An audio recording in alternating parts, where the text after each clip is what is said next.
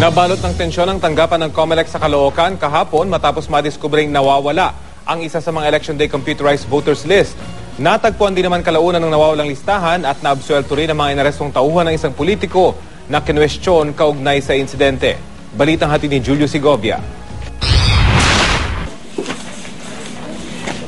Dahil sa ulat na nawala ang isa sa mga Election Day Computerized Voters List o EDCVL ng isang clustered precinct sa Caloocan 2nd District, agad nagsagawa ng inventaryo ang COMELEC.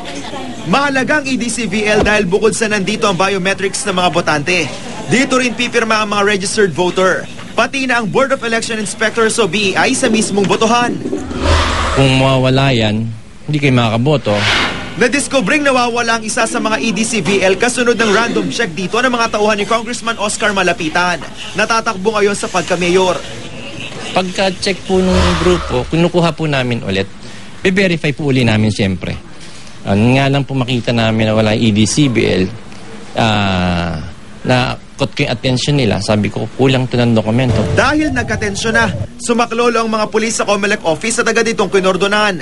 Dinala sa presinto ang 4 na tauhan ni Malapitan at kinwestiyon sa pagkawala ng EDCVL. Pero giit ni Malapitan, pumayag daw ang COMELEC Caloocan sa random check na kanya raw hiniling.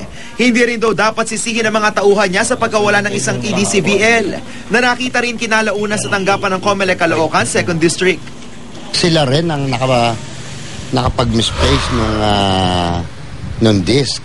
Finally, nakita nila at ang sinabi nila, wala namang nawawala. Walang nawawala at walang dapat pagtalunan. Dahil dito, hindi na maghahain ng reklamo ang COMELEC. Nung nakita po, adjacent table lang daw po, ay sila din po mismo ang nagsabi na hindi na po file kasi nga nahanap din nila yung nawawalang voters list.